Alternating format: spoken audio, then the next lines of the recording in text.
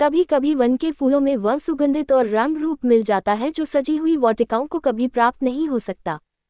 माधवी थी तो एक मूर्ख और दरिद्र मनुष्य की लड़की, परंतु विधाता ने उसे नारियों के सभी उत्तम गुणों से सुशोभित कर दिया था। उसमें शिक्षा सुधार को ग्रहण करने की विशेष योग्यता थी। माधवी और विरजन का मिलाप उस समय हुआ जब विरजन ससुराल आई। इस भोली भाली कन्या ने उसी समय से विरजन के संग असाधारण प्रीति प्रकट करनी आरंभ की। ज्ञात नहीं वह उसे देवी समझती थी या क्या, परंतु कभी उसने विरजन के विरुद्ध एक शब्द भी मुख से न निकाला। विरजन भी उसे अपने संग सुलाती और अच्छी अच्छी रेशमी वस्त्र पहनाती। इससे अधिक प्रीति वह अपनी छोटी भगिनी से भी नहीं कर सकती थी। चित्त का चित्त से संबंध होता है। यदि प्रताप को वृजरानी से हार्दिक संबंध था तो वृजरानी भी प्रताप के प्रेम में पगी हुई थी। जब कमलाचरण से उसके विवाह की बात पक्की हुई जो वह प्रतापचंद्र से कम दुखी न हुई। हाँ, लज्जावश उसके हृदय के भाव कभी प्रकट न होते थे। विवाह हो जाने के पश्चात उसे नित्य चिंता रहती थी कि प्रतापचंद्र के पीड़ित हृदय को कैसे तसल्ली दूं। मेरा जीवन तो इस भांति आनंद से बीतता है, बेचारे प्रताप के ऊपर न जाने कैसी बीतती होगी। माधवी उन दिनों 11वें वर्ष में थी। उसके रंग रूप की सुंदरता, स्वभाव और गुण देख देखकर आश्चर्य होता था। विरजन को अचानक ये ध्यान आया कि क्या मेरी माधवी इस योग्य नहीं कि प्रताप उसे अपने कंठ का हार बनाए। उस दिन से वह माधवी के सुधार और प्यार में और भी अधिक प्रवृत्त हो गई थी। वह सोच सोचकर मन ही मन फूली न समाती कि जब माधवी 16-17 वर्ष की हो जाएगी तब मैं प्रताप के पास जाऊंगी और उससे हाथ जोड़कर कहूंगी कि माधवी मेरी बहन है, उसे आज से तुम अपनी चेरी समझो। क्या प्रताप मेरी बात टाल देंगे? नहीं, वे ऐसा नहीं कर सकते। आनंद तो तब है जबकि चाची स्वयं माधवी को अपनी बहू बनाने की मुझसे इच्छा करें। इसी विचार से विरजन ने प्रतापचंद्र के प्रशंसनीय गुणों का चित्र माधवी के हृदय में खींचना आरंभ कर दिया था, जिससे कि उसका रोम रोम प्रताप के प्रेम में पक जाए। वह जब प्रतापचंद्र का वर्णन करने लगती तो स्वतः उसके शब्द असामान्य रीति से मधुर और सरस हो जाते। शनैः शनैः माधवी का कामल हृदय प्रेम रस का आस्वादन करने लगा। दर्पण में बाल पड़ गया। भोली माधवी सोचने लगी, मैं कैसी भाग्यवती हूँ, मुझे ऐसे स्वामी मिलेंगे जिनके चरण धोने के योग्य भी मैं नहीं हूँ, परंतु क्या वे मुझे अपनी चेरी बनाएंगे? कुछ तो मैं अवश्य उनकी दासी बनूंगी और यदि प्रेम में कुछ आक्षण है तो मैं उन्हें अवश्य अपना बना लूंगी।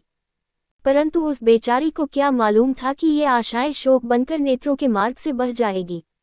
उसको 15वां पूरा भी न हुआ था कि विरजन पर ग्रह विनाश की आपत्तियां आ पड़ी।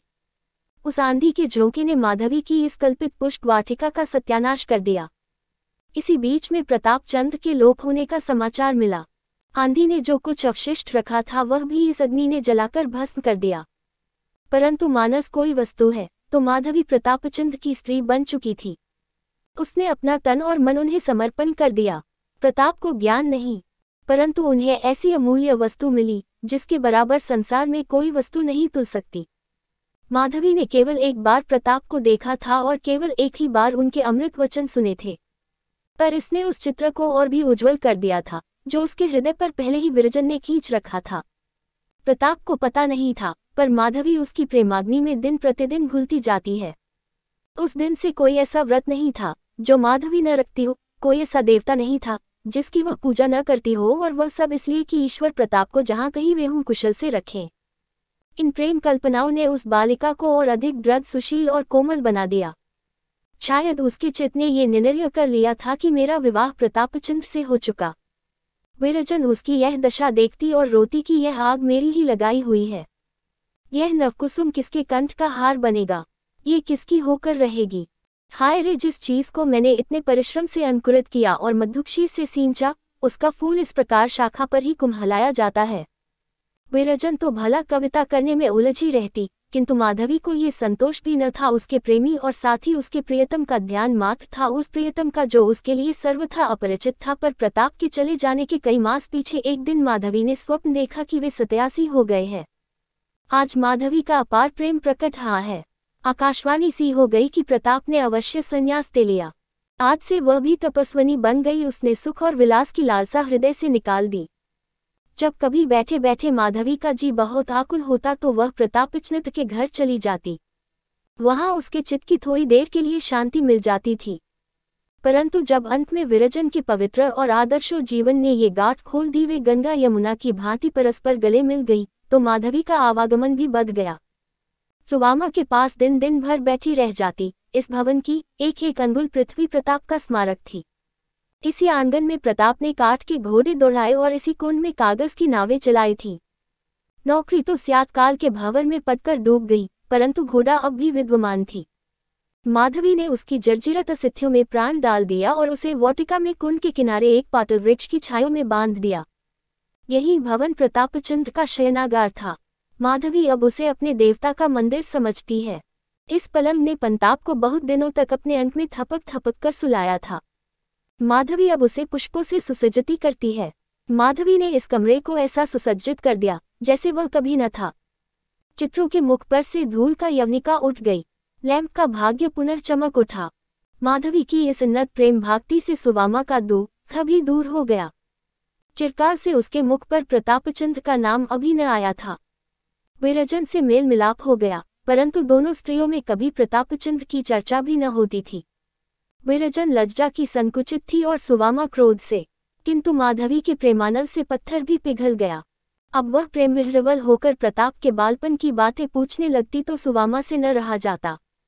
उसकी आंखों से जल भर आता। तब दोनों रोती और दिन दिन भर प्रताप की बातें समाप्त न होती। क्या अब माधवी के चित्त की दशा सुवामा से छिप सकती थी? वह बहुधा सोचती कि क्या तपस्विनी इसी प्रकार प्रेमग्नि में जलती रहेगी, और वह भी बिना किसी आशा के। एक दिन वृजरानी ने कमला का पैकेट खोला तो पहले ही पृष्ठ पर एक परम प्रतिभापूर्ण चित्र विविध रंगों में दिखाई पड़ा। ये किसी महात्मा का चित्र था। उसे ध्यान आया कि मैंने इन महात्मा को कहीं अवश्य देखा है। सोचते सोचते अकस्मात उसका ध्यान प्रतापचंद्र तक जा पहुंचा। आनंद के उमंग में उछल पड़ी और बोली, माधवी तनिक यहाँ आना। माधवी फूलों की क्यारियां सींच रही थी। उसके चित्त विनोद का आजकल वही कार्य था। वह साड़ी पानी में लथपथ, सिर के बाल बिखरे, माथे पर पसीने के बिंदु और नेत्रों में प्रेम का रस भरे हुए आकर खड़ी हो गई। विरजन ने कहा, आ तुझे एक चित्र दिखाऊं। माधवी ने कहा, किसका चित्र है, देखूं। माधवी ने चित्र को ध्यानपूर्वक देखा। उसकी आंखों में आंसू आ गए। विरजन पहचान गई। माधवी, क्यों? ये स्वरूप तो कई बार स्वप्न में देख चुकी हूँ। बदन से कांति बरस रही है। विरजन, देखो वृतांत भी लिखा है। माधवी ने दूसरा पन्ना उल्टा तो स्वामी बालाजी शीर्षक लेख मिला। थोड़ी देर तक दोनों तन्मय होकर यह लेख पढ़ती रही, तब बातचीत होने लगी। विरजन, मैं तो प्रथम ही जान गई थी कि उन्होंने अवश्य संन्यास ले लिया होगा। माधवी पृथ्वी की ओर देख रही थी, मुख से कुछ न बोली। विरजन, तब में और अब में कितना अंतर है। मुखमंडल से कांति झलक रही है, तब ऐसे सुंदर न थे। माधवी, हूँ। विरजन, ईश्वर उनकी सहायता करे। बड़ी तपस्या की है। नेत्रों में जल भरकर, कैसा संयोग है। हम और वे संग संग खेले, संग संग रहे। आज वे सन्यासी है और मैं वियोगिनी। न जाने उन्हें हम लोगों की कुछ सुध भी है या नहीं। जिसने सन्यास ले लिया उसे किसी से क्या मतलब। जब चाची के पास पत्र न लिखा तो भला हमारी सुधि क्या होगी। माधवी, बालकपन में वे कभी योगी योगी खेलते तो मैं मिठाइयों की भिक्षा दिया करती थी। माधवी ने रोते हुए, न जाने कब दर्शन होंगे कहकर लज्जा से सिर झुका लिया। विरजन, शीघ्र ही आएंगे। प्राणनाथ ने ये लेख बहुत सुंदर लिखा है। माधवी एक एक शब्द से भागती टपकती है। विरजन, वक्तृता की कैसी प्रशंसा की है। उनकी वाणी में तो पहले ही जादू था, अब क्या पूछना।